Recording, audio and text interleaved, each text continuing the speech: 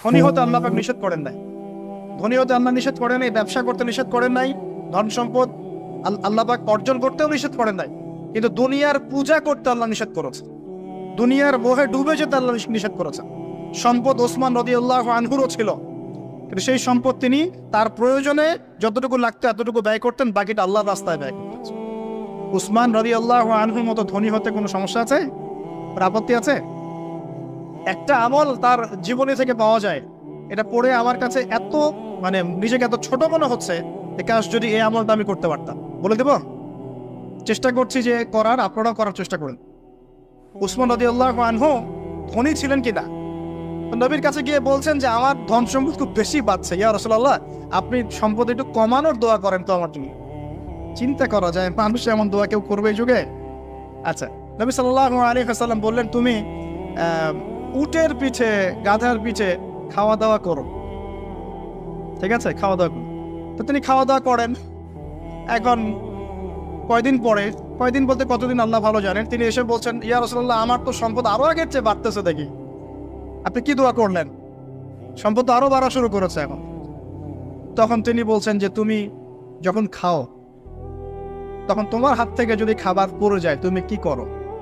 তখন তিনি বলেছেন আমি, আমার হাত থেকে খাবার যদি পড়ে যায়, একটা দানাও যদি পড়ে যায়, আমি উটের পিঠ থেকে নেমে সেই খাবারটাকে তুলে পরিষ্কার করে তারপর খাই।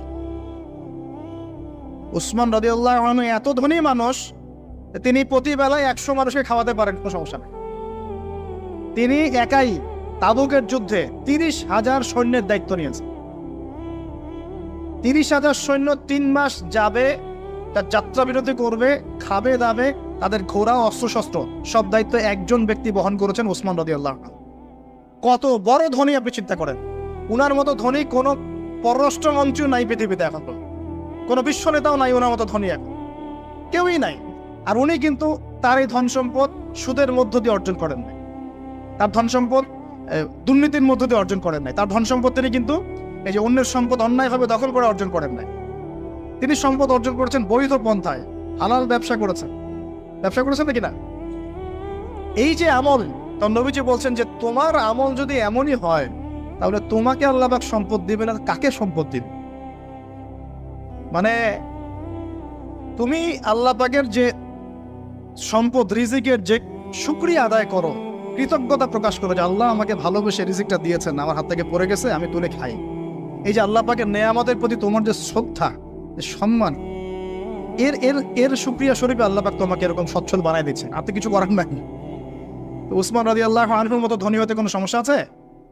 তিনি কৃপণ ছিলেন না, তিনি আল্লাহ পাকের নেয়ামতের শুকরগুজার ছিলেন।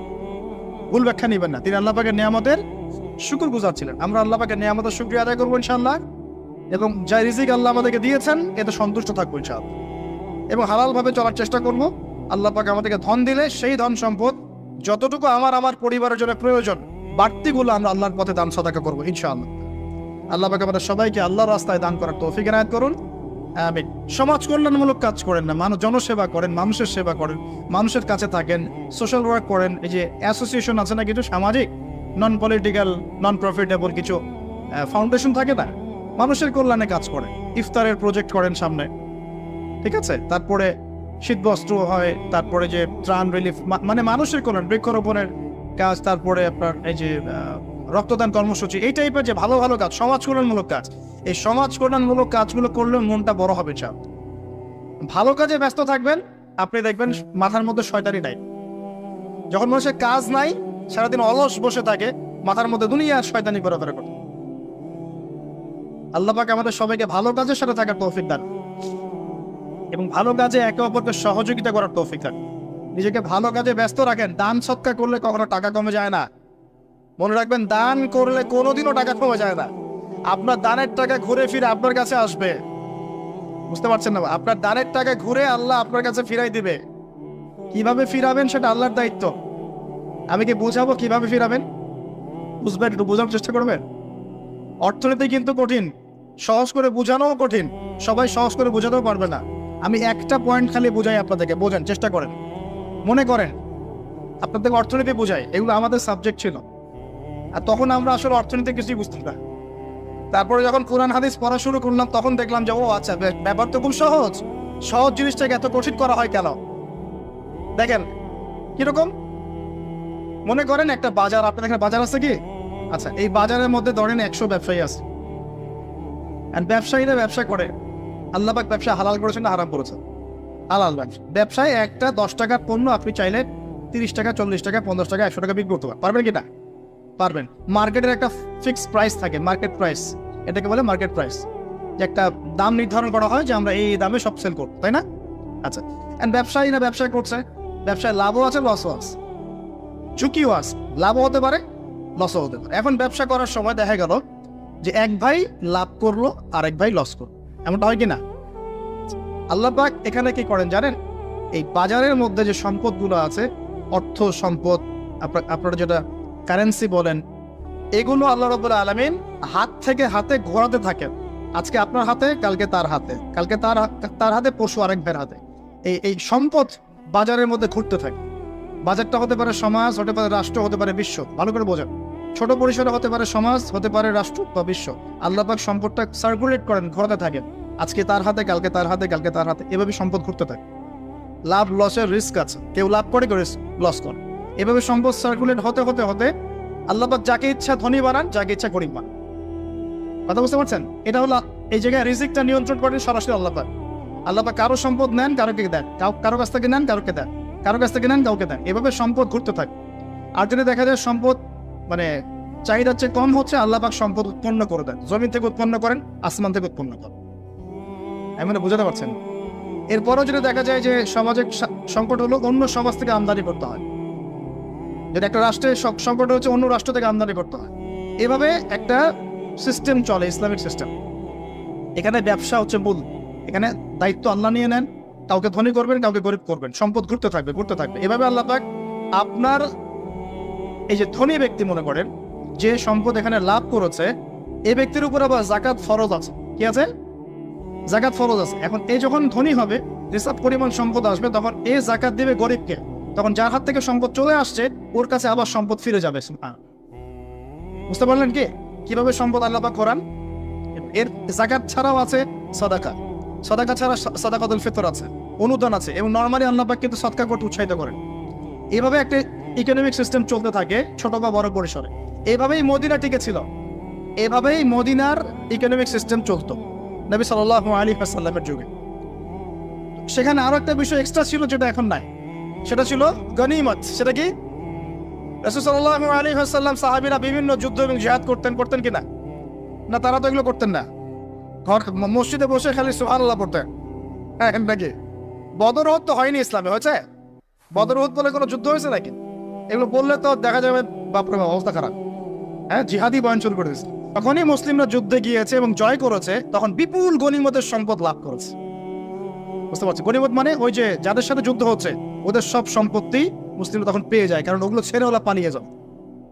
এটা এর মধ্য দিয়ে মুসলিমরা ব্যাপক স্বচ্ছলতার মুখ দেখেছিল। খায়বারের যুদ্ধ জয়ের মধ্য দিয়ে মুসলিমরা প্রায় 1/3 সম্পদ পেয়েছিল আরবের মধ্যে।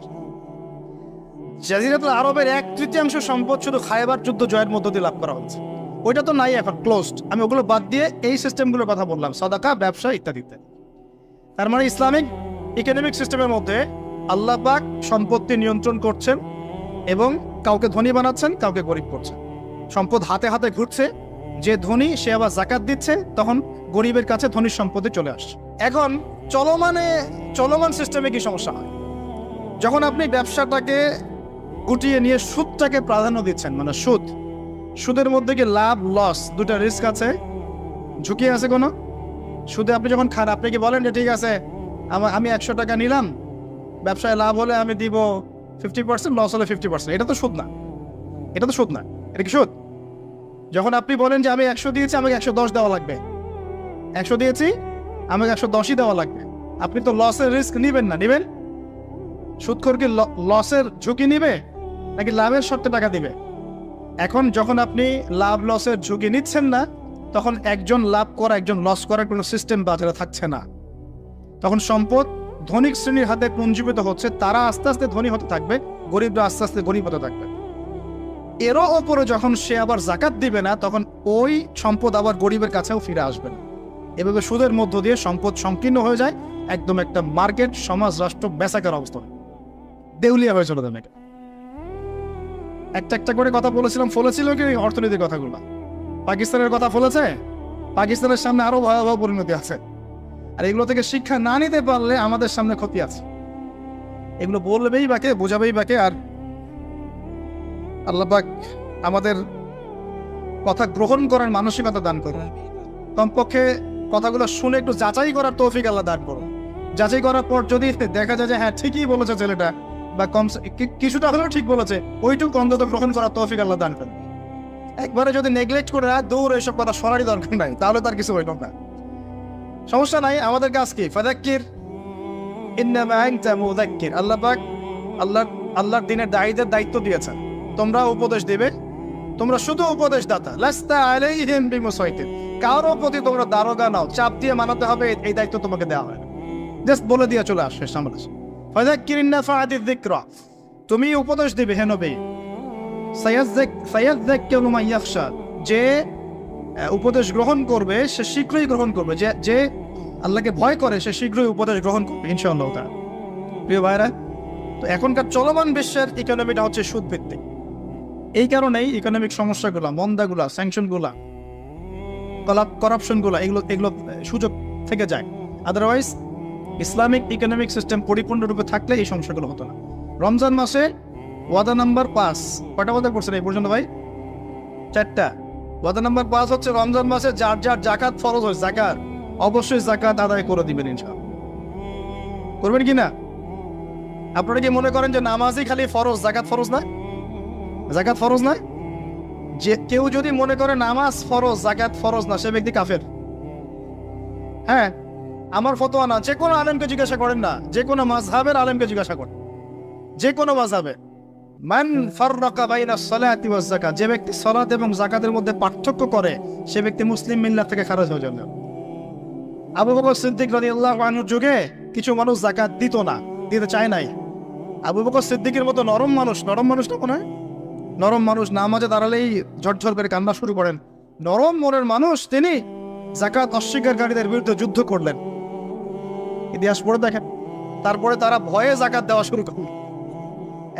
একজনের বিরুদ্ধে অ্যাকশন নেওয়া হয়েছে, বাকিরা ভয়ে যাকাত দেওয়া শুরু করছে। রাষ্ট্রীয় কোষাগার সমৃদ্ধ হলো। মুসলিমরা কি ওই সময় সুদের মধ্য দিয়ে রাষ্ট্রীয় কোষাগার বৃদ্ধি করতো? যাকাত ছিল, গনিমত ছিল, সাদাকা ছিল, ব্যবসা ছিল, কৃষি ছিল, এইগুলোর মধ্য দিয়ে তারা সমৃদ্ধ হতো। আর এই সমৃদ্ধি দিয়ে আমরা প্রায় 1200 বছর বিশ্ব শাসন করেছি। কত বছর? 1200 বছর আমরা বিশ্ব শাসন করেছি। আর এখন আমাদেরকে চাইতে হয়, লোন দেন, এই করেন, সেই করেন। আমাদেরকে নিচের হাত হইতে হয়েছে, নিচের হাত। কি লজ্জা আমাদেরকে নিচের হাত হতে হয়েছে, ওরা এখন উপরের হাত। ওরা আমাদেরকে এখন অনুদান দেয়, আবার সুদের শর্ত দিয়ে দিবে। আপনারা তো IMF বুঝবেন না, ওইটা দিয়ে আমি যাচ্ছি না। এমন কিছু শর্ত দিবে যেটা রাষ্ট্রের গলা দড়ি চিপে রেখে দিবে। কেন? এটা যারা এখানে বিক্ষোভ ব্যক্তিত্বরা আছেন তারা বুঝবেন আমার কথা। গলার মধ্যে দড়ি দিয়ে ফাঁস লাগিয়ে রেখে দিবে, এর নাম লোন দেওয়া। গলায় দড়ি দিয়ে ফাঁস ধরে রেখে দিবে, এর নাম লোন দেওয়া। দিবি না মানে টান দিয়ে নিয়ে নিবে। তারপর শ্রীলঙ্কা বানায় রেখে দিবে। শ্রীলঙ্কা এমনি হয়েছে নাকি? ওর গলায় আগে রশি পরাইছে, নে তুই নে, এগুলো সব নে। রশি আস্তে আস্তে টান দিছে দিয়ে এক পর্যায়ে যখন দেখছে এ তো আর আমার কিছু শোধ করতে পারবে না, টান দিয়ে সব নিয়ে নাও, দেউলিয়া শেষ নাই। শিক্ষা বিশ্ব বুঝতে হবে। কোরআন সুন্নাহ আল্লাহ পাক শুধু এই যে ছাড়ফুক করার জন্য আর তাবিজ করার জন্য, হ্যাঁ, শুধু বরকত নেওয়ার জন্যই নাজিল করেন নাই। কোরআন এবং সুন্নাহ আল্লাহ পাক নাজিল করেছেন যাতে কোরআন সুন্নাহ দিয়ে আমরা চলমান সমাজের, বিশ্বের সমস্ত সমস্যাগুলোর সমাধান খুঁজে বের করতে পারি। না কি মনে হয় আপনাদের? এই জন্য আল্লাহ নাজিল করেন নাই? আমি একটা আয়াত বলি তাহলে বুঝবেন। আল্লাহ বলছেন সূরা নাহল আয়াত নাম্বার 89, সূরা নাহল আয়াত নাম্বার 89, আল্লাহ পাক বলছেন বিসমিল্লাহির রহমানির রহিম, ওয়া নাযালনা আলাইকাল কিতাব। হে নবী, আমি আপনার প্রতি এমন একটা কিতাব নাজিল করে দিয়েছি, মানে কোরআন, তিবিয়ানান লিকুল্লি শাই, যে কিতাব প্রতিটা বিষয়কে ব্যাখ্যা করবে ইনশাআল্লাহ। ব্যাখ্যা করে কিনা? কোরআন প্রতিটা বিষয়কে ব্যাখ্যা করে কিনা? ওয়া হুদান, এবং কোরআন হবে আমাদের জন্য হেদায়াত, মানে পথ নির্দেশ, গাইডেন্স। ওয়া রাহমাতান, এবং আল্লাহর পক্ষ থেকে রহমত, দয়া। ওয়া বুশরা লিল মুসলিমিন, আর মুসলমান জাতির জন্য এই কোরআন হচ্ছে সুসংবাদ। বলে সুবহান। এই কোরআন যদি পড়ি না, বুঝি না, আমল করি না, তাহলে এর সমাধান কেমন করে বের করব? আল্লাহ পাক আমাদেরকে এমন ওলামায়ে কেরাম দান করুন, এমন প্রজন্ম দান করুন, এমন যুব সমাজ দান করুন, এমন নেতৃত্ব দান করুন, যারা কোরআন এবং সুন্নাহর জ্ঞান দিয়ে পুরো বিশ্বটাকে শাসন করতে পারবে ইনশাআল্লাহ। আল্লাহ পাক, আমি দোয়া করি আল্লাহ পাক আমাদের ঊর্ধ্বতন কর্তৃপক্ষ সহ সবাইকে এমন হেদায়েত দান করুন, যে হেদায়েতের আলোকে তারা কোরআন সুন্নাহর কাছে এমনভাবে আত্মসমর্পণ করবে যে ওই হেদায়েতের আলো নিয়ে, ওই আলোর মশাল নিয়ে ইনশাআল্লাহ বিশ্বটা জয় করবে ইনশাআল্লাহ। এমন প্রজন্ম আসবে ইনশাআল্লাহ, যদি এই এস্টিমেশনগুলা, প্রেডিকশনগুলা ফলে, এরকম প্রজন্ম যে আসবে এটাও একদিন ফলবে ইনশাআল্লাহ। তাহলে আমরা নিয়াত করতে পারি কি, 7 নাম্বার ওয়াদা করতে পারি যে আমরা সবাই কোরআন এবং সুন্নাহর ইলমটা অর্জন করব ইনশাআল্লাহ। কমপক্ষে বেসিক কিছু জ্ঞান অর্জন করব ইনশাআল্লাহ।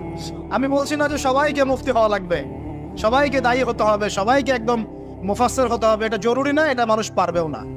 কিন্তু কমপক্ষে ইসলামের বেসিক জিনিসগুলো কি আমরা শিখতে পারি না ভাই? শেখার জন্য কি খুব কষ্ট করতে হবে? আল্লাহ পাক আমাদের সবাইকে খাস নিয়াত করার তৌফিক দান করুন, খালেস নিয়াত করার তৌফিক দান করুন। দ্বীনের জ্ঞান অর্জন আল্লাহ পাক ফরজ করেছেন ভাই। দ্বীনের জ্ঞান অর্জন করা মুস্তাহাব বিষয় নয়, নফল কিছু নয়। তালাবুল ইলমি ফরিদা আলা কুল্লি মুসলিম, প্রত্যেক মুসলমানের উপরে দ্বীনের ইলম অর্জন করাটা ফরজ। এটা কি নফল?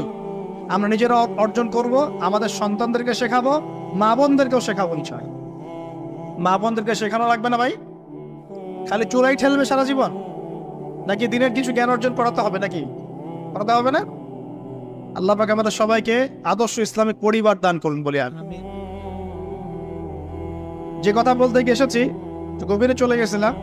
আপনারা যাকাত দিয়েন রমজান মাসে, আল্লাহর ওয়াস্তে যাকাতগুলো দিয়ে দিয়েন এবং আল্লাহর ওয়াস্তে একটু ওয়াদা করেন, আর যাই করেন অর্থনৈতিক জীবনে সুদের সাথে সম্পৃক্ত করেন। হবেন? সুদের পাপ কি? নিজের মায়ের সাথে জেনা কর। এই হাদিস কেউ শোনায় নাই ভাই? সুদের পাপের 70টা বা 73টা শাখা আছে। আর সবচেয়ে উঁচুটা আমি বলেছি কোরআন থেকে, আল্লাহ এবং তার রাসূলের সাথে যুদ্ধ করা। সবচেয়ে নিচের পাপটা কি জানেন? সবচেয়ে নিচের পাপ হচ্ছে নিজের মাকে বিয়ে করা। নাউযুবিল্লাহ। নিজের মাকে কেউ বিয়ে করে? এর চাই তো জঘন্য কাজ হলো সুদ খাওয়া, কারণ সুদের মধ্য দিয়ে মানুষের রক্তকে চুষে খাওয়া হয়। আর মেরাজের রাতে যখন নবী সাল্লাল্লাহু আলাইহি ওয়াসাল্লাম, যে মেরাজের কথা বলছিলাম, তিনি আল্লাহর সাথে সাক্ষাৎ করতে গিয়েছিলেন, তখন জাহান্নামের অনেক আযাব তিনি দেখেছেন। আর কিছু প্রশ্ন করতে পারে মানুষ যে জাহান্নাম কি তাহলে আগে তৈরি হয়ে আছে, আযাব কি এই সেই, এগুলো অ্যান্সার দেওয়ার জন্য আরেকটা লেকচার লাগবে। মনে রাখবেন, সময় এর নিয়ন্ত্রণ আল্লাহর হাতে। আমাদের কাছে অতীত, বর্তমান, ভবিষ্যৎ এই বিষয়গুলো আছে, আমাদের টাইম ফ্রেমের মধ্যে এটা আছে। আল্লাহ পাকের কাছে এইভাবে সময় না যে অতীত একটা, এটা বর্তমান, এটা ভবিষ্যৎ, এমন নয়। সবকিছু আল্লাহর সামনে, সবকিছু। আমরা যেখানে ঘুরি, এই সৌরজগতে আমরা ঘুরছি, এই যে ওয়াজ করছি যখন আমরা, এখনো জমিনটা ঘুরছে কিনা? আমাদেরকে নিয়ে পৃথিবী ঘুরছে শূন্যের মধ্যেই। সুবহানাল্লাহ বলেন। আমাদেরকে নিয়ে পৃথিবী এখনো এই মুহূর্তেও শূন্যের মধ্যে ঘুরছে, আসমানে ঘুরছে কিনা? আমরা কি টের পাচ্ছি? টের পাচ্ছি না। সূর্য উঠছে, আমাদের কাছে মনে হয় যে একটা দিন আসলো, ডুবলো, একটা রাত হয়ে গেল। যদি আল্লাহ পাক পৃথিবীর ঘোরার গতিটাকে কমায় দেন, তাহলে কি হবে জানেন? দিন রাত লম্বা হয়ে যাবে। বুঝেন না? মনে আল্লাহ পাক যদি এই যে আমরা ঘুরছি মনে করেন এভাবে, আল্লাহ যদি গতিটাকে কমায় দেন, আস্তে আস্তে করে, তাহলে দিন রাত লম্বা হয়ে যাবে। বিজ্ঞানীরা বলে, এটা বিজ্ঞানীদের কথা, এটা আমার কথা না, বিজ্ঞানীরা বলে তখন আমাদের দাড়ি চুলও নাকি পাকবে না, বয়সও নাকি পারবে না। যাই হোক, ওটা ওদের থটস, এটা আমাদের থটস না। আলোর বেগে যদি মানুষ মহাবিশ্বে, মহাকাশে সফর করতে পারে, আলোর বেগের চেয়ে বেশি বেগে, এখনকার সায়েন্সরা বলে, ওরাই বলে যে মানুষ তখন ফিউচারে চলে যেতে পারে, ভবিষ্যতে যেতে পারে, আলোর বেগে যদি সফর করতে পারে। এটা ওদের কথা, আমরা এইসব আলোচনা যাচ্ছি না। বলছি সময়ের নিয়ন্ত্রণ কার হাতে? আল্লাহর হাতে। বারজাখ বলে একটা জগৎ আল্লাহ তৈরি করেছেন। কি নাম? বারজাখ। এই জগৎটা হচ্ছে আমাদের দুনিয়ার জগৎ আর জান্নাত জাহান্নামের যে কিয়ামতের দিন, এর মাঝখানের একটা জায়গা। এখানে ইল্লিন আর সিজ্জিন দুটো স্তর আছে, একটা নাম ইল্লিন, একটা সিজ্জিন। এই দুনিয়ার নেককার মানুষ যারা, তাদের আত্মাগুলোকে আল্লাহ পাক এই যে ইল্লিনে নিয়ে গিয়ে রেখে দেন। আর দুনিয়াতে যারা পাপী, পাপাচারী, তাদের আত্মাগুলোকে আল্লাহ পাক সিজ্জিনে রেখে দেন। এই যে কবরের যে আযাব, যে আমরা একটা কথা বলি, এটা আযাব বলে রুহের আযাব। কিসের আযাব?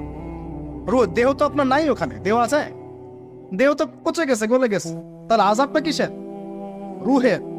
বুঝাচ্ছি, আমি এই এই পড়াশোনাটা করেছি ইমাম গাজ্জালী রাহিমাহুল্লাহর বই থেকে। এত গভীর মানে লেখা, মানে ধরতে গেলেও মনে হয় যে একটা লাইন 10 বার পড়তে হচ্ছে। একটা এক্সাম্পল দিয়ে তিনি বোঝাচ্ছেন, এভাবে তিনি বলছেন এটা একটা উদাহরণ মাত্র, এটাই প্রকৃত ব্যাখ্যা না, একটা উদাহরণ মাত্র। বোঝানোর চেষ্টা করছেন তিনি এভাবে যে আমরা যখন ঘুমাই, অনেকে ভালো স্বপ্ন দেখেন না? ভালো স্বপ্ন দেখে আপনার কাছে ভালো লাগছে, খুব মজা লাগছে না? স্বপ্নের মধ্যে আপনি কি মানে ভালো ফিল করছেন, মাশাআল্লাহ ভালো লাগছে, ঘুরছেন ফিরছেন খাচ্ছেন। যখন কোনো খুব ভালো আপনি একটা স্বপ্ন দেখেন, আপনার কিন্তু ভালো লাগে।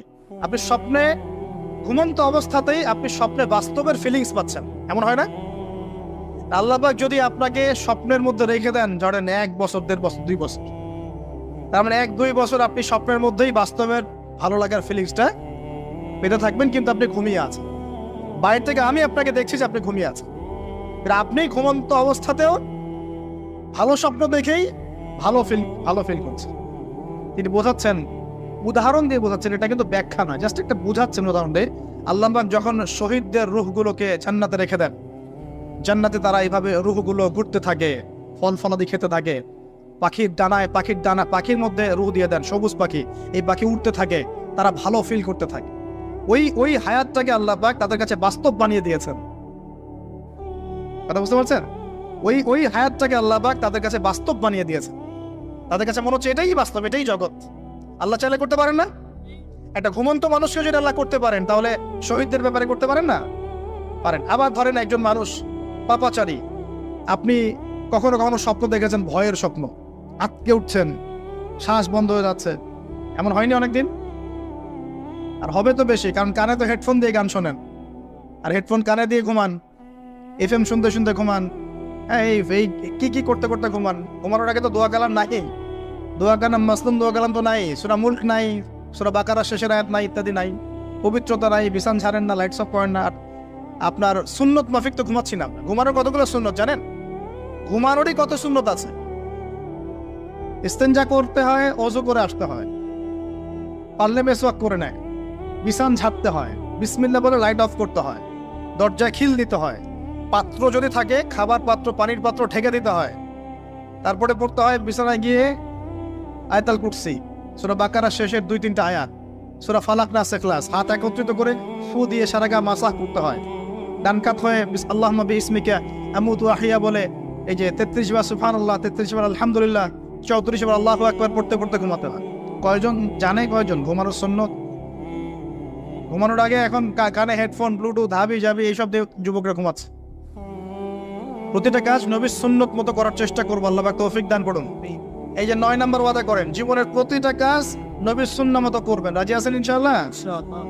একদম চেহারা থেকে শুরু হবে, চুল দাড়ি পোশাক আশাক থেকে শুরু হবে। আল্লাহ পাক যত উপরে নিয়ে যাবেন, আপনি যেখানেই যান নবীর সুন্নাত বাস্তবায়ন করবেন ইনশাআল্লাহ। আল্লাহ পাক তৌফিক ইনায়াত করুন, বলি আমিন। মনে করেন খারাপ স্বপ্ন দেখছেন, খারাপ স্বপ্নে এখন আপনি কষ্ট পাচ্ছেন, দেখছেন যে পানিতে ডুবে যাচ্ছেন, দেখছেন যে আপনি আগুনে পুড়ে যাচ্ছেন, নাউজুবিল্লাহ, দেখছেন যে আপনি হয়তো কেউ আপনার শ্বাস গলা চিপে ধরেছে ইত্যাদি, মানে আপনি কষ্ট পাচ্ছেন। বাইরে থেকে কিন্তু আমি আপনার কষ্ট বুঝতে পারবো না, পারবো? আপনি ঘুমিয়ে আছেন, ঘুমিয়ে আপনি কষ্ট পাচ্ছেন। এখন এই ঘুমন্ত কষ্টের স্বপ্নটাকে আল্লাহ পাক যদি 5 বছর লম্বা করে দেন, পারবেন কিনা? আল্লাহ পাক পারেন কিনা? 5 বছর ঘুমিয়ে আছেন, আপনি উঠতে পারতেছেন। এখন এটা হয় না, আল্লাহ চাইলে পারেন, সম্ভব কিনা? আল্লাহ পাক 309 বছর ঘুম পাড়ায় রাখেন নাই মানুষকে? আছে না দলিল? কোরআনে আছে না? কোন সূরায়? এই তো মাশাআল্লাহ, মাশাআল্লাহ, সূরা কাহফে আছে না? 309 বছর আল্লাহ পাক 9 জন 10 জন ছেলেকে ঘুম পাড়ায় রাখছেন না? রাখছেন। তো এখন মনে করেন যে আল্লাহ পাক আপনাকে ওই কষ্টের আযাবটাকে লম্বা করে দেন, কষ্টের ওই স্বপ্নটাকে লম্বা করে, তাহলে আপনি কিন্তু ঘুমের মধ্যে কষ্ট ফিল করবেন।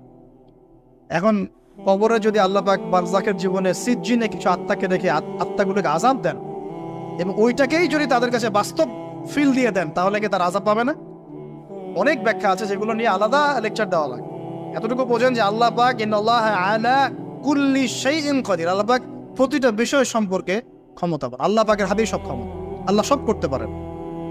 যে আল্লাহ পাক আমাকে শ্বাস নেয়ার ক্ষমতা দিচ্ছেন, নিঃশ্বাস নিচ্ছি, একটা নিঃশ্বাসের দাম কি অন্য কেউ দিতে পারবে?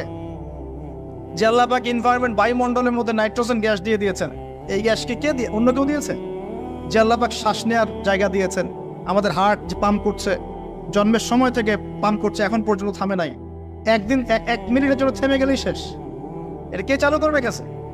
যে আল্লাহ এত কিছু করতে পারেন, সেই আল্লাহর পক্ষে নবী সাল্লাল্লাহু আলাইহি ওয়াসাল্লামকে তার কাছে নিয়ে যাওয়া, এই আযাবগুলো দেখানো এমন কঠিন কিছু? এগুলো নিয়েও এখন মানুষ প্রশ্ন তোলে। ঈমান কোন জায়গায় চলে গেছে চিন্তা করেন। তো এখানে নবীজি অনেকগুলো শাস্তি দেখেছেন, তার মধ্যে একই পাপের কারণে তিনটা শাস্তি দেখেছেন। কয়টা ভাই? এই সেই বিখ্যাত পাপের নামটাই হচ্ছে সুদ। কি নাম সেই পাপের? একবার দেখেছেন কিছু লোককে রক্তের নদীতে ফেলে দিয়ে মাথা ফাটিয়ে দেওয়া হচ্ছে। জিজ্ঞাসা করলেন এরা কারা? জিবরাইল আলাইহিস সালাম বলছেন এরা আপনার উম্মতের সেই সব ব্যক্তি যারা সুদখোর ছিল। রক্তের নদী কেন? কারণ রক্ত চুষে খাইতো তারা মানুষ। মাথা কেন ফাটাই দেওয়া হচ্ছে? কারণ এই মাথা দিয়ে বলেছিল ইন্নামাল বাইউ মিসলুর রিবা, ব্যবসা সুদ একই জিনিস। এই শয়তানি মাথা থেকে বেরোছে, এই কারণে মাথা ফাটিয়ে দেওয়া হচ্ছে। আর একটা শাস্তি দেখেছেন, তারা পাথর খাচ্ছে, পাথর, বড় বড় পাথর খাচ্ছে, পিছনের রাস্তা দিয়ে পাথর বের হয়ে যাচ্ছে। জিজ্ঞাসা করলেন কাদের, কি কারণে শাস্তি দেওয়া হচ্ছে? জিবরাইল আলাইহিস সালাম বললেন এটাও সুদের কারণ। 3 নম্বরটা দেখেছেন তিনি, যে কিছু মানুষ শুয়ে আছে আর এই পেটটা, এই বাড়ি, আমাদের বাড়ি যেমন উঁচু, বাড়ির মতো উঁচু হয়ে আছে পেটটা, আর পেটের ভিতরে অজগরের মতো বড় বড় সাপ কিলবিল কিলবিল করছে। এই 3টা শাস্তি তিনি দেখেছেন। দেখে জিবরাইল আলাইহিস সালামকে বলছেন এই 3টা শাস্তি কি কারণে? 3টার ক্ষেত্রেই জিবরাইল আলাইহিস সালাম বলেছেন সুদের কারণে, সুদের কারণে, সুদের কারণে। আল্লাহ পাক আমাদেরকে হেফাজত করুন। রাসূলুল্লাহ সাল্লাল্লাহু আলাইহি ওয়াসাল্লাম মেরাজে হঠাৎ সুঘ্রাণ, নবী সাল্লাল্লাহু আলাইহি ওয়াসাল্লাম বলছেন কোত্থেকে আসছে এটা? জিবরাইল আলাইহিস সালাম উত্তর দিচ্ছেন এটা হচ্ছে ফেরাউনের মেয়ের চুল আঁচড়ে দিত একজন দাসী, যার হাত থেকে একদিন চিরুনি পড়ে গিয়েছিল। সে বলেছিল বিসমিল্লাহ বলে চিরুনি উঠিয়েছে, উঠে আবার আচরণ শুরু করেছে। এখন এর মেয়ে শুনে ফেলেছে বিসমিল্লাহ বলে উঠিয়েছে। সেই মেয়ে ফেরাউনকে বলল যে আপনাকে বাদ দিয়ে এই দাসী আরেকজনকে ইলাহ মানছে। তখন সেই দাসীকে গ্রেপ্তার করা হলো। তুমি কার উপাসনা করছো, কার ইবাদত করছো? সে দাসী বলছে আমি এক আল্লাহর ইবাদত করি। কে আল্লাহ? যে আল্লাহ আমাকে সৃষ্টি করেছেন, যে আল্লাহ আমার রব, যে আল্লাহ আপনারও রব। ফেরাউনকে মুখের উপর বলে দিল। এবার ফেরাউন তাকে ধরে বলছে ফিরে আসো তোমার মতাদর্শ থেকে, না হলে তোমাকে জীবন্ত আগুনে পুড়িয়ে মার। কি বলছে? আগুনে পুড়িয়ে মার। তো সে ফিরে আসে না। তখন ফেরাউন দেখলো তার সন্তান সন্ততি আছে কিনা। সন্তানরা আমাদের সফট কর্নার না, সন্তানকে ডেকে আনা হলো। 2টা বাচ্চা, 2টা কি 3টা বাচ্চা। বলছে ফিরে আসো, আমাকে ইলাহ বলে স্বীকার করো, না হলে তোমার সন্তানদেরকে আগুনে ফেলে দিব। সেই মহিলা বলছে আমার তো মাত্র 3টা সন্তান, আমার যদি এর চাইতেও বেশি সন্তান থাকতো তারপর আমি ফিরে আসতাম না। একে একে মায়ের চোখের সামনে এক এক করে বাচ্চাদেরকে জীবন্ত আগুনে পুড়িয়ে ফেলা হবে। শেষমেশ সেই মেয়েটাকেও, সেই দাসীকেও জীবন্ত আগুনে পুড়িয়ে দেওয়া হবে। নবী সাল্লাল্লাহু আলাইহি সাল্লামকে জিবরাইল আলাইহিস সালাম বলছেন ওই যে ফেরাউনের দাসী, অনেকে বলেছে তার নাম আসিয়া, এই নামটা কোরআনে নাই। নবীজি পেলেন তো? অন্য কোন নবী পেয়েছেন? অন্য কোন নবীর ক্ষেত্রে এটা দলিল পাওয়া যাচ্ছে না, কিন্তু নবী সাল্লাল্লাহু আলাইহি সাল্লামের ক্ষেত্রে দলিল পাওয়া যাচ্ছে। আচ্ছা, এটা গেল নবীর কথা। এই ঘটনা ঘটেছে মূসা আলাইহিস সালামের যুগে, আর নবী সাল্লাল্লাহু আলাইহি সাল্লাম ঘ্রাণ পাচ্ছেন মেরাজে। চিন্তা করতে পারেন কত বছর আগে ঘটনা ঘটেছে, আমরা জানতামই না। কিন্তু যদি মেরাজে নবী সাল্লাল্লাহু আলাইহি সাল্লামের কাছে সুঘ্রাণটা না আসে, সুবহানাল্লাহ। এরপর কি? এটা তো নবীর ক্ষেত্রে গেল। সাহাবীদের ক্ষেত্রে কি হয়েছে? একজন সাহাবী যার নাম আনাস বিন নদর। কি নাম? আনাস বিন নদর। নামগুলো মনে রাখবেন। উহুদের মাঠে বিশাল যুদ্ধ হচ্ছে। আমরা জানি যুদ্ধের মধ্যে প্রথম দিকে মুসলিমরা প্রায় জয়লাভ করেই ফেলেছিল, কিন্তু একটা ভুল, অনলি একটা ভুল। কি ভুল? ওই জাবাল রুমার মধ্যে 50 জন তীরন্দাজ সাহাবীকে রেখে দেওয়া হয়েছে। নবীজি বলেছিলেন আমরা যদি মরেও যাই, আমাদের গায়ের গোশত যদি পাখি এসে খাওয়া শুরু করে, তোমরা নামবে না এখান থেকে। বুঝতে পারছেন? কমান্ড। এটা হচ্ছে একজন নেতার আনুগত্য। কমান্ড, নেতার আনুগত্য কত বড় জিনিস দেখেন। তো যখন যুদ্ধ শুরু হয়ে গেল, হামজা রাদিয়াল্লাহু আনহু সহ অন্যান্য সাহাবীরা বীর বিক্রমে যুদ্ধ করলেন। অল্প কিছু সময়ের মধ্যেই কাফেররা পালানো শুরু করলো। যখন মুসলিমরা বীর দর্পে যুদ্ধ করে, কাফেররা পালিয়ে যায় না, যায় না? মুসলিমরা সবাই ঐক্যবদ্ধ যদি হতে পারত, কোনো কাফেরের শক্তি ছিল নাকি ইসলামের দিকে চোখ তুলে তাকায়? আজকে আমরা যে বিভক্ত, আমরা বিভক্ত, আপোষে বিভক্ত, বিভিন্ন দলে মতাদর্শে বিভক্ত, আমাদের শক্তি কমে গেছে, হাওয়া বেরিয়ে গেছে। আমাদের যুবকরা এখন পর্নোগ্রাফি, এই গার্লফ্রেন্ড বয়ফ্রেন্ড কালচার, এই মাদক, এই জুয়া, এই জেনার পেছনে ছুটছে। আমরা নামাজ ছেড়ে দিচ্ছি, কোরআন ছেড়ে দিচ্ছি, মা বোনরা পর্দা ছেড়ে দিচ্ছেন। এই জাতি কি বিজয় লাভ করবে নাকি? আগে এই জায়গায় ঠিক করতে হবে, তারপর বিজয় আসবে ইনশাআল্লাহ তাআলা। আর বিজয় যে আসবে এ বিষয়ে কোনো সন্দেহ আছে? কোনো সন্দেহ নাই। আমরা না পড়লে আল্লাহ পাক অন্য জেনারেশনকে নিয়ে আসবেন। ওই জেনারেশন না পড়লে তার পরের জেনারেশন পারবে। তারাও যদি না পড়ে, আমাদের দ্বারা যদি কোনো কাজই না হয়, আল্লাহ পাক অমুসলিমদেরকে হেদায়েত দিয়ে ইসলামে নিয়ে আসবেন, তাদের হাত দিয়ে বিজয় দিবেন ইনশাআল্লাহ। পৃথিবী সভ্যতা শুরু হয়েছিল একজন নবী দ্বারা, ইসলাম দ্বারা। সভ্যতা শেষও হবে ইনশাআল্লাহ তাআলা একজন নবী দ্বারা। সেই নবীর নাম কি? নবী ঈসা ইবনে মারইয়াম। মারা গেছেন না জীবিত আছেন? বহু মানুষ বিশ্বাস করে তিনি মারা গেছেন। আমরা কি বিশ্বাস করব? আল্লাহ পাক বলছেন, ওয়ামা কাতালুহু ওয়ামা সালাবুহু, তারা ঈসা ইবনে মারইয়ামকে হত্যাও করে নাই, ক্রুশবিদ্ধও করে নাই। বাল রাফাআহু আল্লাহু ইলাইহি, বরং আল্লাহ তাকে তার কাছে উঠিয়ে নিয়েছেন। তিনি কোথায় আসবেন? তিনি আসবেন সিরিয়ায়। কোথায়? এই যুদ্ধ চলছে তা সিরিয়া, দেখেন নাই? আর এখানে লক্ষ লক্ষ মানুষকে মারা হয়েছে, মা বোনদের ইজ্জত নেওয়া হয়েছে, বাচ্চাদেরকে হত্যা করা হয়েছে। এগুলো ইস্যু নিয়ে একটা টু শব্দ করার মতো সৎসাহস হয় নাই। যে ইস্যুগুলো নিয়ে কথা বললে কোনো বাধা বিপত্তি আসে না, সেগুলো নিয়ে ফেসবুক গরম করতে খুব ভালো লাগে। কথা বোঝেন নাই? এই যে কয়েকদিন আগে যে হ্যালোইন একটা উৎসব হয়ে গেছে না, আরবদের নাকের ডগে আরবরাও করেছে না, একটা টু শব্দ করার সাহস হয়নি। কারণ টু শব্দ করলে সমস্যা, সাপোর্টটা কমে যাবে তো। তারপরে 2013 থেকে 22 পর্যন্ত ইয়েমেনের প্রায় 3.5 লক্ষ মানুষকে হত্যা করা হয়েছে, যার মধ্যে 60% হচ্ছে শিশু। এই ইস্যু নিয়ে একটা কথা বলার মতো সাহস ঘোমটার হয়নি। আর কি অসংখ্য ইস্যু আছে পুরো মুসলিম বিশ্বে, যেখানে তাকাবেন সত্যিকারের মুসলিমরা আজকে নির্যাতিত, নিপীড়িত। অর্থনৈতিকভাবে হোক, সামাজিকভাবে হোক, আপনার পারিবারিকভাবে হোক, ধর্মীয়ভাবে হোক, বিভিন্নভাবে তাদেরকে হ্যারাস করা হয়েছে। এই মাজলুমদের পক্ষে কথা বলার মতো সৎসাহস হয়নি। কোন ইস্যুগুলো নিয়ে কথা বলতে পছন্দ হয়? ছোটখাটো যেগুলো নিয়ে কথা বললে মজা পাওয়া যায়, 2-4 লাইন কমেন্ট করা যায়, কাউকে অপদস্থ করা যায়, কারো ইজ্জত ধুয়ে দেওয়া যায়। বাস্তবতা কি জানেন? বাস্তবতা হচ্ছে আল্লাহ রাব্বুল আলামিন যখন কাউকে কবুল করে নেন, সারা দুনিয়া মিলেও তার কোনো ক্ষতি করতে পারে না। আরেকটা বড় কথা বলি, মানুষের একটা কথা আছে যে স্পিরিচুয়াল প্রেজেন্স, মানে আধ্যাত্মিক উপস্থিতি বলে একটা কথা আছে। মানুষের ব্যক্তিগত প্রেজেন্সের চাইতে স্পিরিচুয়াল প্রেজেন্সটা অনেক বেশি ইম্পর্টেন্ট। কি বুঝাচ্ছি? ইব্রাহিম আলাইহিস সালাম কিন্তু বেঁচে নাই, বেঁচে আছেন, কিন্তু তার আদর্শ কিন্তু এখনো জীবিত আছে। নবী মুহাম্মদ সাল্লাল্লাহু আলাইহি সাল্লাম বেঁচে আছেন, অবশ্যই তারা কবরে জীবিত, অবশ্যই সেটা অন্য ইস্যু। আমি পৃথিবীর কথা বলছি।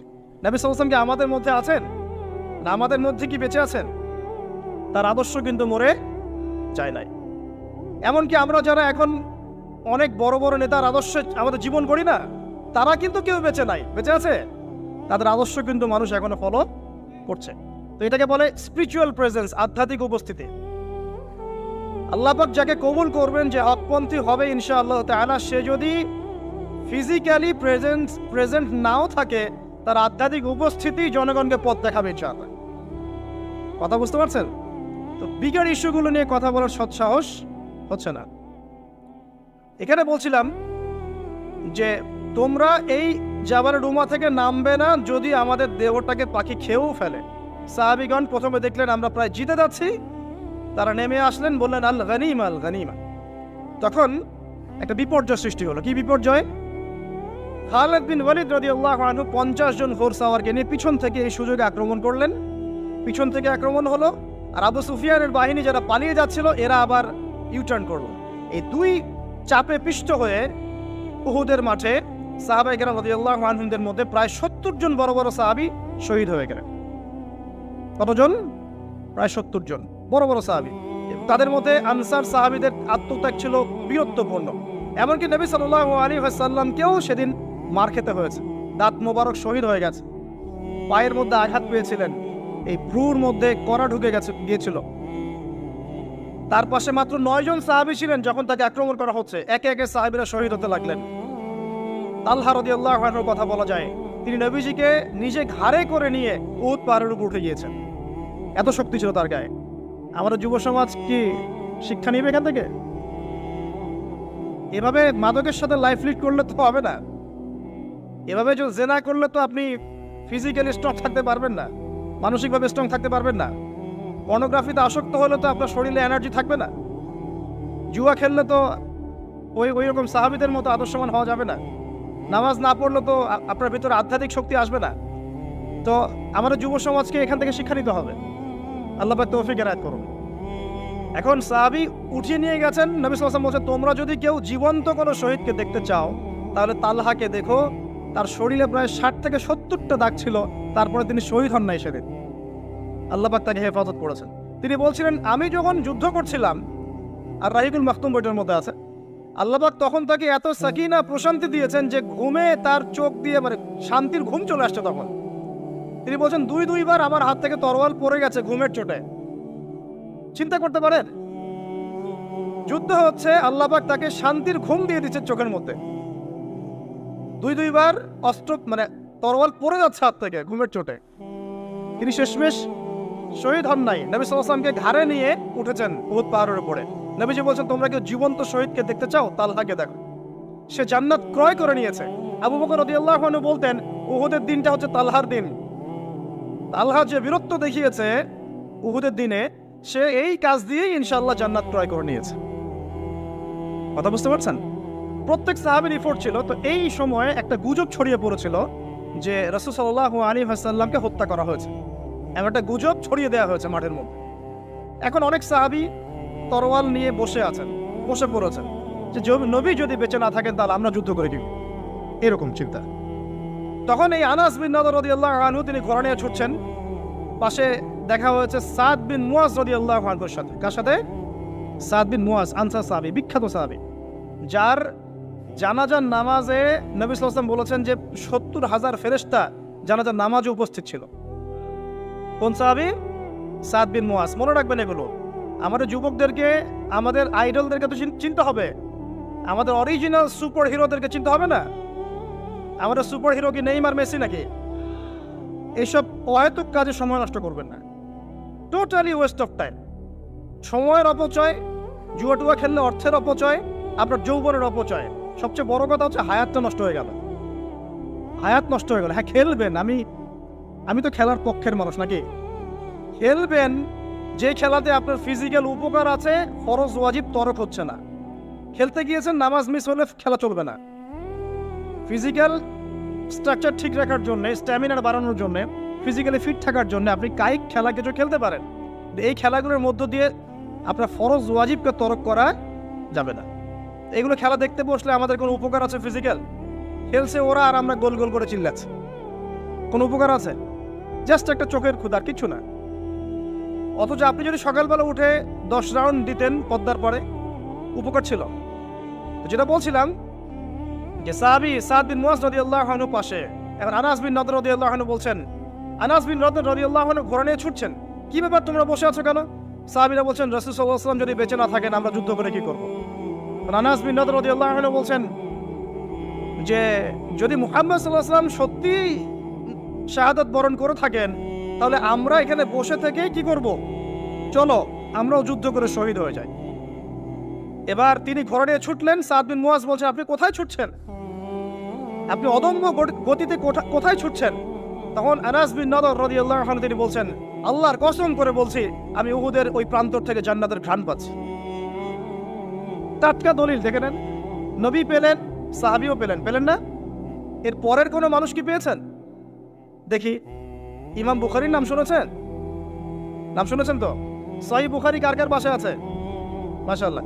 একটা কথা বলে দেই, যারা বিগিনার, ইসলামে যারা বিগিনার প্র্যাকটিস করছেন নতুন, শুরুতেই সহিহ বুখারী হাতে নিয়ে পড়া শুরু করবেন না। কেন নসিহতটা করলাম এটা আপনি পরে বুঝতে পারবেন। মনে করেন আপনি মেডিকেল সায়েন্স সম্পর্কে জানতে যাচ্ছেন, শুরুতেই কি আপনি বড় লেভেলের কোনো বই নিয়ে বসবেন পড়তে? এটা কি হবে? আপনি গ্র্যাজুয়ালি আগাতে হবে। প্রথমে রিয়াদুস সালেহিনের মতো বই বা হাদিসে আরবাইন, বুলুগুল মারাম, মিশকাত, ফয়জুল কালাম, এই টাইপের বইগুলো পড়ে পড়ে আগে আপনি আপনার জ্ঞান গরিমাকে বাড়াবেন, আরবি শিখবেন, এবারত পড়া শিখবেন, নাও সরফ জানবেন, তারপরে আস্তে আস্তে আস্তে ওস্তাদের কাছে গিয়ে এগুলো পড়বেন। এবং এগুলোর মধ্যে সবকিছু বুঝতে পারবেন জরুরি না। অনেক কিছু আপনি বুঝতে পারবেন না, যেটা বুঝতে পারবেন না আলেম ওলামার কাছে গিয়ে জিজ্ঞাসা করবেন। একা একা পণ্ডিতি করতে যাবেন না। একা একা পণ্ডিতি করতে গিয়ে বহু মানুষ বিভ্রান্ত হয়ে গেছে। একা পণ্ডিতি করতে গিয়ে কেউ কেউ বলছে যে কোরআন মানি, হাদিস মানি না, বলছে না? অনেকে বলছে। অনেকে বলছে তাকদির বলতে কিচ্ছু নাই। অনেকে বলছে তাকদিরই সব, কর্মের কোনো স্বাধীনতা নাই। একদল বলছে যে লা ইলাহা ইল্লাল্লাহ মুখে পড়লেই হবে, আমলের কোনো দরকার নাই। আরেকদল বলছে যে কবিরা গুনাহ করলেই কাউকে হত্যা করা যায়। মানে মানুষ বিভ্রান্ত হচ্ছে। আবার নতুন একদল টাটকা, এরা বলছে যে নবী সাল্লাল্লাহু আলাইহি ওয়াসাল্লামই শেষ নবী নন, আরো নবী আসতে পারে না। একা একা পণ্ডিত হওয়া যাবে না, আলেম ওলামার সোহবত লাগবে। আলেম থেকে বিচ্ছিন্ন হবেন না। আমি যদি আপনাকে বলি যে আপনি কোরআন হাদিস জানতে চান, মনে করেন একটা এক্সাম্পল দিয়ে ওইদিকে যাচ্ছি, এদিকে মনোযোগ দেন। মনে করেন আমার এক ভাই নামাজ পড়তে এসেছে, আজকে ফজরের নামাজ ধরেন, তো রাতে সারা রাত ঘুম হয় নাই, সেজদা দিয়েছে, যখন সেজদায় ঘুমিয়ে গেছে বেচারা। এখন বেচারা ঘুম থেকে উঠে বলছে আমার নামাজ হলো কিনা, এক সেজদা তো ঘুম দিয়ে কাটালাম। এখন মনে করেন যে আমার কাছে যে বললো যে ভাই আমার নামাজটা কি হয়েছে কি হয় নাই, মাসালা কি হবে? আমি তাকে বললাম এই নেন কোরআন, এই নেন বুখারি, এই নেন মুসলিম, এই যে তিরমিজি, এই যে নাসাই, এই যে ইবনে মাজা, এই যে আবু দাউদ, সব হাদিসের বই দিয়ে দিলাম। দিয়ে বললাম বাসায় যান, পড়েন, পড়ে মাসালা দেখে নেন। বলেন তো এটা কি হবে? এটা ওই ব্যক্তির পক্ষে সম্ভব? আর আমাদের সমাজে এরকম ব্যক্তির সংখ্যা লক্ষ লক্ষ কোটি কোটি না, যারা মাসআলা জানে না? সবাই জানে? যারা মুস্তাহিদ তারা না হয় জানে, সবাই কি জানে? ম্যাক্সিমামই জানে না। তাহলে ওই ভাই যে আমাকে জিজ্ঞাসা করলেন আর আমি যে বললাম একটা মাসআলা, সে আমাকে ফলো করলো, এটা কি তার অন্যায় হয়েছে? এটা কি তার জন্য হারাম? সে কি শিরক করে ফেলেছে? সে কি বেদাত করে ফেলেছে? এই জিনিসটা বুঝতে হবে প্রিয় ভাইরা। আলেম ওলামা থেকে ডিটাচড হয়ে নয়, সম্পর্ক রাখবেন। তো এটা গেল, রাসূলের এক্সাম্পল দিলাম, দলিল দিলাম, মেরাজের রাতের ঘ্রাণ, আনাস বিন নাদর রাদিয়াল্লাহু আনহুর দলিলটা দিলাম। এরপর কি কোনো কারো ক্ষেত্রে এটা পাওয়া যায়? দলিল তো অনেক পাওয়া যায়, কিন্তু এগুলো কোরআন সুন্নাহর রেফারেন্স না, এই কারণে মানুষ বলতে পারে এটা তো কোরআনে নাই, হাদিসে নাই। রিনাউন্ড একটা দলিল হচ্ছে ইমাম বুখারীর ঘটনা। আমরা জানি তিনি হাদিসগুলোকে একদম বাছাই করে করে সহিহ হাদিসগুলোকে নিয়ে একটা কিতাব রচনা করেছেন, সংকলন করেছেন। তার ইন্তেকালের পরে তার যে কবর, সেখান থেকে মেশকাম্বরের গন্ধ আসা শুরু করল। এটা রিনাউন্ড ঘটনা, সবাই জানে, জিজ্ঞাসা করে দেখ। বড় বড় সালাফি আলেমরাও তাদের অনেকের গ্রন্থের মধ্যে এটা এনেছেন। এরপরেও কি সম্ভব? এই যুগে কি এটা সম্ভব? মাওলানা তারেক জামিল নাম শুনেছেন? তারেক জামিল হুজুর হাফিজাহুল্লাহ, আল্লাহ পাক তাকে দীর্ঘ নেখায় দারাজ করুক। দেখবেন তিনি এই কয়দিন আগে সফর করেছেন, দাওয়াতি তাবলীগের সফর। মুয়াজ বিন জাবাল রাদিয়াল্লাহু আনহুর কবরের পাশে দাঁড়িয়েছেন। কবরের পাশে দাঁড়িয়ে তিনি সুঘ্রাণ পাচ্ছেন। পাওয়ার পরে তিনি চেক করছেন যে এটা কি কাপড় থেকে আসছে নাকি এটা মাটি থেকে আসছে, কোত্থেকে আসছে। তখন তিনি চলে গেলেন, গিয়ে আবার একটা সফর করে পরের দিন আবার আসলেন। এসে দেখেন সেম ঘটনা। তিনি বলছেন যে এটা কোত্থেকে আসছে। খাদেম তিনি বলছেন যে 2 দিন আপনি এসেছেন, এটা তো আমরা যতদিন থেকে এখানে আছি প্রত্যেক দিন আমরা পাচ্ছি, আলহামদুলিল্লাহ। এখন এগুলো ঘটনার তো আপনি মারেফতের ঘটনা, আল্লাহ পাকের কারামাত, এগুলোর তো আপনি অথেন্টিক প্রোটেস্ট্যান্ট ব্যাখ্যা দিতে পারবেন না। পারবেন? ব্যাখ্যা দিতে পারবেন না। বিষয়টা হচ্ছে যে মানুষ জান্নাতি, হামজা রাদিয়াল্লাহু আনহু কি জান্নাতি না জাহান্নামী? হামজা রাদিয়াল্লাহু আনহু কি জান্নাতি না জাহান্নামী? হামজা রাদিয়াল্লাহু আনহু একজন সাইয়্যিদুশ শুহাদা, শহীদদের সর্দার। উহুদের মাঠের শহীদ যারা আছেন তারা কি জান্নাতি না জাহান্নামী? হাদিসে এসেছে যখন কেউ আল্লাহর রাস্তায় যুদ্ধ করে শহীদ হয়, তার আত্মাটাকে আল্লাহ পাক জান্নাতের সবুজ পাখির মধ্যে রেখে দেন এবং সেখানে সে জান্নাতে ঘুরে বেড়ায়, যা ইচ্ছা ফল খেয়ে বেড়ায়। এখন নিঃসন্দেহে উহুদের সাহাবীরা সব জান্নাতি। এখন জান্নাতি কোনো মানুষের কবর থেকে যদি ঘ্রাণ আসে, সেই ঘ্রাণটা কি জাহান্নাম থেকে আসবে নাকি বোকা? কথা বলেন। জান্নাতি কোনো মানুষের কবর থেকে যদি সত্যি সত্যি ঘ্রাণ আসা শুরু করে আর কিছু মানুষ সেটা পায়, সেই কবর থেকে কি জাহান্নামের গন্ধ আসবে? জান্নাতের গন্ধ আসবে। আর যদি আমরা বলি যে মাশাআল্লাহ মদিনার পরিবেশটা পুরো জান্নাতি পরিবেশ, তার মানে কি মদিনাকে জান্নাতের সাথে তুলনা করা হলো? তা বোঝেন নাই? আমরা যদি বলি বাহ মদিনার পরিবেশটা মাশাআল্লাহ জান্নাতি, এই কথার মধ্য দিয়ে কি মদিনাকে জান্নাতের সাথে তুলনা করা হয়েছে? কিসের সাথে কি মিলে তালগোল পাখি অনলাইন বরং করে আল্লাহ ভালো জান। আমি খুবই ইন্টেলেকচুয়াল লেভেল দেখে আমি খুবই হতাশ যে মানুষের ইন্টেলেকচুয়াল লেভেল এত নিচু হতে পারে। আর কোরআনে যে আল্লাহ পাক বলেছেন জান্নাত এমন জায়গা যা কোনো চোখ দেখে নাই, কোনো কান শোনে নাই, কোনো হৃদয় কল্পনা করে নাই, এই আয়াত কি আমরা জানি না? এই আয়াত আমরা জানি না? সুবহানাল্লাহ। আর মনে করেন আপনি মুআজ বিন জাবাল রাদিয়াল্লাহু আনহুর কবরের কাছে গিয়েছেন, আপনি সুঘ্রাণ পেয়েছেন, এর মানে কি আপনি কবর পূজারী হয়ে গেছেন? কেউ পেয়েছে কেউ পায় নাই, আল্লাহু আ'লাম। আল্লাহ পাক যাকে ইচ্ছা তাকে পাওয়াবেন, যাকে ইচ্ছা না তাকে পাওয়াবেন না, এটা আল্লাহ পাকের ইখতিয়ার। আল্লাহ পাক যদি কাউকে পাওয়ান, আপনি সেখানে বিতর্কে সৃষ্টি করছেন কেন? বড় বড় ইস্যু নিয়ে কোনো কথা নাই, পেট্রো ডলার নিয়ে দুটো কথা বলতে পারেন না? ইয়েমেনের বোম্বিং নিয়ে দুটো কথা বলতে পারেন না? আরবের বিভিন্ন কারাগারে বড় বড় শায়েখরা যে কারাগারে পচে পচে মরছে, তাদের নিয়ে দুটো কথা বলতে পারেন না? অলয়ের উৎসব চোখের সামনে হয়ে গেল, দুটো কথা বলতে পারলেন না? সুবহানাল্লাহ। মানুষ দিন দিন কাদিয়ানি হয়ে যাচ্ছে, কেউ শিয়া হয়ে যাচ্ছে, কেউ এই যে আহলে কোরআন হয়ে যাচ্ছে, কত ফেরকা। কথা বলার সুযোগ নাই, কথা বলার ইস্যু নাই। মানে দিনের সব কাজ করা শেষ, এখন এই ক্ষুদ্র ক্ষুদ্র বিষয়গুলো আমাকে দেখতে হবে। এখানে মূল বিষয়টা কি? মূল বিষয় হচ্ছে হিংসা। এক নম্বর কি? হিংসা। 2 নম্বর পরশ্রীকাতরতা। 3 নম্বর অহংকার। এবং 4 নম্বর কিছু উপকার হলে, যুবকদের একটা ফ্লো সৃষ্টি হলে এটাকে থামিয়ে দেওয়ার চেষ্টা করে। মুহাম্মদ সাল্লাল্লাহু আলাইহি ওয়াসাল্লাম আখবিরনি আনিস সাআহ, আমাকে কিয়ামত সম্পর্কে বলুন, কিয়ামত সম্পর্কে বলুন। নবী সাল্লাল্লাহু আলাইহি ওয়াসাল্লাম বলেন মাল মাসউলু আনহা বিআ'লামা মিনাস সাইল, এই বিষয়ে প্রশ্নকারী এবং উত্তরদাতা উভয়ের জ্ঞানীর সমান। প্রশ্নকারীর চেয়ে উত্তরদাতা বেশি জানে না। মানে এই বিষয়ের চূড়ান্ত জ্ঞান আল্লাহ ছাড়া কারো জানা নাই। কবে, কোন সালে, কোন ডেটে, কি বারে কিয়ামত হবে কেউ বলতে পারবে? কেউ পারবে না। প্রশ্ন করলেন এই ব্যক্তি, এবং 4টা মৌলিক প্রশ্নের একটা তিনি করলেন, কিয়ামত কবে হবে। 4টা মৌলিক প্রশ্নের একটা হচ্ছে কিয়ামত কবে হবে। তাহলে কিয়ামত সম্পর্কে সচেতনতা এটা আসলে নিছক কোনো জ্ঞান নয়, তাই না? কিয়ামত সম্পর্কে সচেতনতা এটা কিন্তু অহেতুক কোনো জ্ঞান চর্চা নয়, বরং 4টা মৌলিক প্রশ্নের একটা করা হয়েছে, কিয়ামত কবে হবে। যদি আপনি সবগুলোকে ভাগ করেন 25% হচ্ছে এই প্রশ্নটা। কথা বুঝতে পারছেন? এটা 25%। এবার নবী সাল্লাল্লাহু আলাইহি ওয়াসাল্লাম বললেন আমি জানি না, মাল মাসউলু আনহা বিআ'লামা মিনাস সাইল। তারপরে তিনি আবার প্রশ্ন করলেন ফাখবিরনি আন আমারাতিহা, তাহলে আমাদেরকে কিয়ামতের কিছু আলামত বলে দিন। আবার প্রশ্ন করার কি দরকার ছিল যখন নবীজি বললেন আমি জানি না? যদি বিষয়টা গুরুত্বপূর্ণ নাই হয়ে থাকে, যদি বিষয়টা গুরুত্বপূর্ণ না হয়ে থাকে, আবার কাউন্টার প্রশ্ন করার কি দরকার ছিল? তিনি আবার প্রশ্ন করলেন তাহলে আলামত বলে দিন। এবার নবীজি বলছেন 2টো আলামত। কয়টা বলছেন এই হাদিসে? 2টো। একটা হচ্ছে আনতালিদাল আমাতু রাব্বাতুহা, যখন দেখবে দাসী তার মনিবকে জন্ম দিচ্ছে। মানে একবার ব্যাখ্যা করেছি, সমাজের ন্যায় অন্যায়, হক বাতিল, সত্য মিথ্যার মানদণ্ডটা উল্টে যাবে, হালাল হারামের মানদণ্ড উল্টে যাবে। মানুষ হালালকে হারাম করবে, হারামকে হালাল করবে, ন্যায়কে অন্যায় বানাবে, অন্যায়কে ন্যায় বানাবে, সত্যকে মিথ্যা বানাবে, মিথ্যাকে সত্য বানাবে, মানদণ্ড উল্টে যাবে, এবং এগুলো পরোয়া করবে না মানুষ। আরেকটা ব্যাখ্যা হচ্ছে সত্যিকার অর্থেই দাসী মনিবকে জন্ম দিতে পারে। এটা জলজান্ত এক্সাম্পল এখনকার সিঙ্গাপুর। ফ্যামিলিস্ট রেভলিউশনের কারণে এবং সুদের কারণে এমন একটা অবস্থা মুখোমুখি হয়েছে বিশ্ব, যে অনেক ক্ষেত্রে মেয়েরা সন্তান জন্ম দেওয়ার সময় পাচ্ছে না, ফুরসত নাই। সন্তান জন্ম দেওয়াটাকে তারা এখন পিছিয়ে পড়া বলছে অনেক কান্ট্রিতেই। শেষে কি হয়? দরিদ্র কান্ট্রি থেকে মেয়েদেরকে হায়ার করা হয়, দরিদ্র কান্ট্রি থেকে মেয়েদেরকে হায়ার করা হয়, এবং তাদের গর্ভটাকে ভাড়া নেওয়া হয়।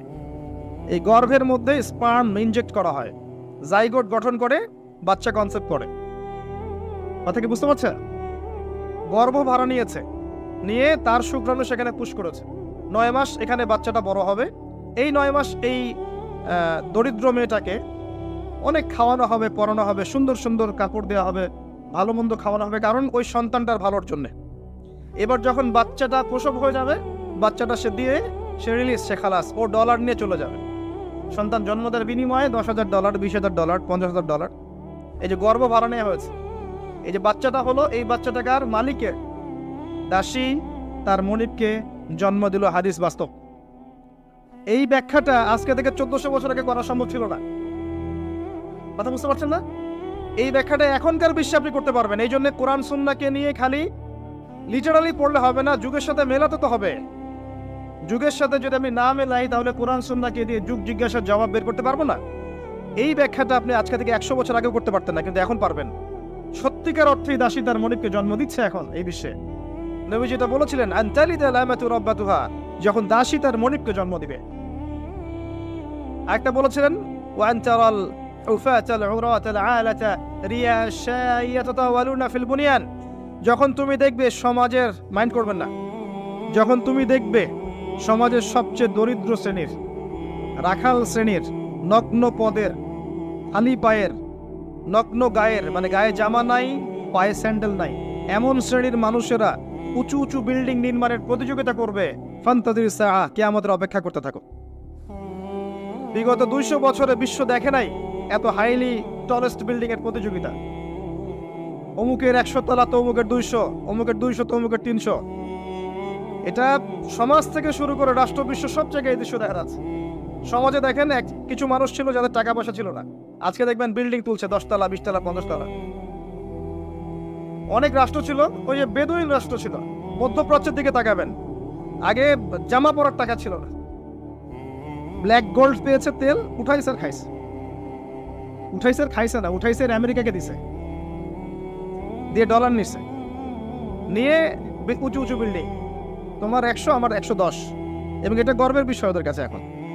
এই দৃশ্যের কথা নবী সাল্লাল্লাহু আলাইহি ওয়াসাল্লাম বলেছেন যে যখন তুমি দেখবে সমাজের সবচেয়ে দরিদ্র মানুষেরা উঁচু উঁচু বিল্ডিং নির্মাণের প্রতিযোগিতা করবে, একটা কমন প্রশ্ন করি এখন, যে ব্যক্তির টাকা নাই সে কেমন করে বিল্ডিং তুলবে? এই উত্তরটা দেওয়ার জন্য আপনার পিএইচডি করার কোনো দরকার নাই। উত্তর খুব সহজ। একজন ব্যক্তির টাকা নাই, সে কিভাবে 20 তলা বিল্ডিং করতে পারে? উত্তর দেন, কিভাবে বলেন? শুধু অবৈধভাবেই নয়, অবৈধভাবে তো একটা অপশন আছেই। কিভাবে? এক্স্যাক্টলি, সুদের মাধ্যমে। সুদ ছাড়া অন্য কোনো অপশন নাই। এবং আমি এখন যে ফ্ল্যাটে ভাড়া আছি, মনে করেন যেই ফ্ল্যাটে ভাড়া আছি সেই ফ্ল্যাটের ভাড়ার টাকা আমি যে দিচ্ছি, এই যে ফ্ল্যাট মালিকরা যে ভাড়াটিয়াদের কাছ থেকে প্রতি মাসে ভাড়া তুলে এই ভাড়ার টাকা থেকে লোন শোধ করছেন ব্যাংকের, এখন আমি সুদ খাচ্ছি না? আমি নিজেও সুদের সাথে সম্পৃক্ত হয়ে গেলাম। তাহলে আমার টাকা দিয়ে সে সুদের ঋণ পরিশোধ করছে। এটা সেই যুগ, যে যুগে একটা মানুষও সুদ থেকে বাঁচতে পারবে না, ইল্লা মাশাআল্লাহ। বাঁচতে পারবে কারা? ওই যে ছোট্টখাটো দ্বীপে যারা বাস করে, সোসাইটির সাথে কোনো সম্পর্ক নাই, ওরা হয়তো পারবে। নাগরিক জীবনে কেউ সুদ থেকে বাঁচতে পারবে না। এই যুগের কথা নবী সাল্লাল্লাহু আলাইহি ওয়াসাল্লাম হাদিসের মধ্যে বলে গেছেন, একটা যুগ আসবে যখন সমাজের প্রায় প্রতিটা মানুষ সুদ খাবে, যে খাবে না তার গায়েও এসে সুদের ধুলা লাগবে। এটা সেই যুগ। অনলি রিবার মধ্য দিয়ে এবং ব্যাংকিং, এই সুদের লোনের মধ্য দিয়ে সম্ভব নগ্ন পদের মানুষের বিল্ডিং নির্মাণ করা, অন্য কোনো অপশন নাই। একটা অপশন হচ্ছে দুর্নীতি করা এবং মানুষের টাকা পয়সা মেরে খাওয়া। অবৈধ পথে, ন্যায় পথে কোটি কোটি টাকা জমিয়ে পরে এটা করা quite impossible, so very difficult. এটা সম্ভব না। এই যুগের কথা নবীজি বলে গেছেন এই হাদিসের মধ্যে, যেখানে মাত্র 2টা আলামত বলেছেন, তার মধ্যে একটা হচ্ছে এটা, যখন তুমি দেখবে নগ্ন পদের, নগ্ন দেহের মানুষেরা উঁচু উঁচু বিল্ডিং নির্মাণ করছে না, বরং নির্মাণের প্রতিযোগিতা করছে। ভাষাটা বোঝেন, নির্মাণ করছে না, নির্মাণের প্রতিযোগিতা করছে। ইয়াতাতাওয়ালুনা ফিল বুনিয়ান, যে কোনো আলেমকে জিজ্ঞাসা করেন ব্যাখ্যা কি। এই হলো হাদিস। এবার সেই ব্যক্তি উঠে চলে গেল এবং ওমর ইবনুল খাত্তাব তিনি বলছেন, ফালাবিসনা মালিয়ান, আমরা চুপ করে বসে থাকলাম, যেন আমাদের মাথার উপরে কাক বসে আছে, পাখি বসে আছে, চুপ করে। নবীজি কোনো কথা বলছেন না, সাহাবীরাও কোনো কথা বলছেন না। সেই ব্যক্তি উঠে চলে গেল। এবার আল্লাহর রাসূল সাল্লাল্লাহু আলাইহি ওয়াসাল্লাম নিজেই বলছেন, ইয়া ওমর, হে ওমর রাদিয়াল্লাহু আনহু, আতাদরি মানি সাইল, তুমি কি জানো এই ব্যক্তি কে ছিল যে সে প্রশ্ন করলো 4টা 5টা? তিনি বললেন, আল্লাহু ওয়া রাসূলুহু আ'লাম, আল্লাহ এবং তার রাসূল ভালো জানেন, আমরা জানি না। নবী সাল্লাল্লাহু আলাইহি ওয়াসাল্লাম বলেন, ইন্নাহু জিবরিল, সেই ব্যক্তি ছিল জিবরাইল আলাইহিস সালাম। আতাকুম ইউআল্লিমুকুম দীনাকুম, তো তিনি এসেছিলেন তোমাদেরকে তোমাদের দ্বীন ইসলাম শেখাতে। তিনি এসেছিলেন তোমাদেরকে তোমাদের দ্বীন শেখাতে। তাহলে দ্বীনের মৌলিক প্রশ্ন কয়টা পেলাম? ইসলাম কাকে বলে, ঈমান কাকে বলে, ইহসান কাকে বলে, কিয়ামত কবে হবে। এই একটা হাদিস যথেষ্ট আমাদের হেদায়েতের জন্য। এই একটা হাদিস যদি আমরা বুঝে থাকি আমাদের জন্য যথেষ্ট হেদায়েতের জন্য। আসেন সামারি করে ফেলি। প্রথম থেকে শিখলাম যে আল্লাহর জন্য যখন আসবেন মসজিদে টিপটাপ পরিপাটি হয়ে আসবেন, উত্তম পোশাক পরে আসবেন। ওস্তাদের কাছে যখন যাবেন জ্ঞান শিখতে আদবের সাথে বসবেন এবং প্রশ্ন করবেন আদবের সাথে। প্রথম প্রশ্ন ইসলাম সম্পর্কে ছিল। তিনি ইসলামের বেসিক পিলার কয়টা? 5টা। তাওহীদ, যার মধ্যে আসবে তাওহীদ এবং সুন্নাহ, লা ইলাহা ইল্লাল্লাহ এবং মুহাম্মাদুর রাসূলুল্লাহ। এরপরে আসবে সালাত, 5 ওয়াক্ত সালাত কায়েম করা, তারপরে যাকাত প্রদান করা, রমাদান মাসের সাওম এবং সামর্থ্য হলে হজ। ইসলাম হয়ে গেল। ইসলামই একমাত্র জীবন ব্যবস্থা, এর বাইরে কিছু আছে? কেউ তালাশ করলে কবুল করা যাবে? যাবে না। এটা মেনে নেওয়ার পর আমলে ভুল হলে কি করতে হবে? তওবা করে ফিরে আসতে হবে। আল্লাহ পাক ইনশাআল্লাহ মাফ করে দিবেন। যদি কোনো ব্যক্তি আল্লাহর সাথে শিরিক না করে, কবিরা গুনাহ থেকে দূরে থাকে, আশা করে যে আল্লাহ পাক তার সমস্ত সগীরা গুনাহ মাফ করে দিবেন ইনশাআল্লাহ। হতাশ হবেন না, আল্লাহ আপনার অপেক্ষায়, তার কাছে ফিরে আসেন। তারপর ঈমান কয়টা পিলার? 6টা। কয়টা পিলার? 6টা। প্রথমটা কি? আল্লাহ বিশ্বাস, ফেরেশতাগণে বিশ্বাস, নবী রাসূলগণে বিশ্বাস, আসমানি কিতাব সমূহে বিশ্বাস, পরকালের জীবনে বিশ্বাস এবং ভাগ্যের ভালো মন্দে বিশ্বাস। এই 6টাকে কি করব? মনে বিশ্বাস করব, মুখে স্বীকার করব, আর কাজে বাস্তবায়ন করব। কাজে বাস্তবায়ন করতে গিয়ে যদি ভুল হয়ে যায় তখন কি করবেন? কাফের হয়ে যাবে? সে তওবা করে ফিরে আসার সুযোগ আছে। এরপরের ইহসান কাকে বলে? ইসলাম পালন করতে গিয়ে এমনভাবে করা, আল্লাহর ইবাদতটা এমনভাবে করা যেন আমি আল্লাহকে দেখছি, আল্লাহকে হাজির নাজির মনে করে কাজ করা। আর যদি আমি আল্লাহকে দেখতে না পাই, মনের মধ্যে চেতনা থাকবে কি? আল্লাহ আমাকে দেখছেন। তারপরে কনসিয়াসনেস, সময় কম, কিয়ামত কবে হবে। আমরা শেষ জামানায় বাস করছি, সময় শর্ট। এখানে 2টা আলামত বলা আছে, বাকি বহু হাদিস আছে শত শত, যেখানে আরো হাজার হাজার আলামত আছে, হাজার হাজার। এই যে মানুষ দুনিয়াদার হয়ে যাচ্ছে বেশি বেশি, আলামতে সা। মসজিদের মধ্যে ফিতনা হচ্ছে না এখন, আলামতে সা। মসজিদ চাকচিক্যময় হচ্ছে না তাজমহলের মতো, কি আমাদের সাইন। মেয়েদের সংখ্যা বাড়ছে না, ছেলেদের সংখ্যা কমছে না, সাইন। মেয়েরা ছেলেদের পোশাক পরছে না, ছেলেরা মেয়েদের পোশাক পরছে না, সাইন। সময় সংক্ষিপ্ত হয়ে আসছে না, বেশি বেশি মহামারী, বন্যা, ঘূর্ণিঝড়, জলোচ্ছ্বাস এগুলো ছড়াচ্ছে না, বেশি থেকে বেশি হচ্ছে, সাইন। অসংখ্য সাইন। মুসলিমদের উপর নির্যাতন বাড়ছে না, বিশ্বে হত্যা বাড়ছে না, কিলিংস বাড়ছে না, মুসলিমরা বিভক্ত হচ্ছে না বিভিন্ন দলে দলে, সাইন। কত সাইন নেবেন, শেষ করা যাবে না। এমনকি চাঁদ যেটা দেখছেন এটা ফেটে গেছে। চাঁদ যেটা দেখছেন না, এটা ফাটল ধরা, চাঁদ পরিপূর্ণ নয়, ফাটা আছে, এটাও কিয়ামতের সাইন। এবং পৃথিবী পানি শূন্য হচ্ছে, এগুলো সাইন। জলবায়ুর পরিবর্তনগুলো সাইন। অনেক বিষয় আছে যেগুলো আপনি আখিরুজ্জামানের বইগুলোতে পাবেন। কিতাবুল ফিতান অধ্যায়গুলো পড়েন, আলামতুস সাআগুলো পড়েন, পাবেন। এখানে জাস্ট 2টা বলা হয়েছে। দাসী মনিবকে জন্ম দেয়া মানে সমাজের মানদণ্ড উল্টে যাবে, ন্যায় অন্যায় হকবাদের সত্য মিথ্যার মানদণ্ড উল্টে যাবে।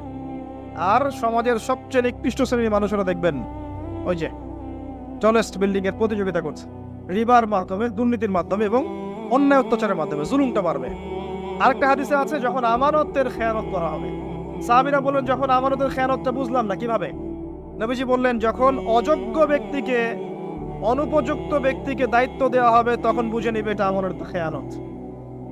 আর এটা সব ক্ষেত্রেই, ধর্মীয় ক্ষেত্রে, সামাজিক ক্ষেত্রে, সব ক্ষেত্রে, সব ক্ষেত্রে। আল্লাহ পাক আমাদেরকে কিয়ামতের আলামত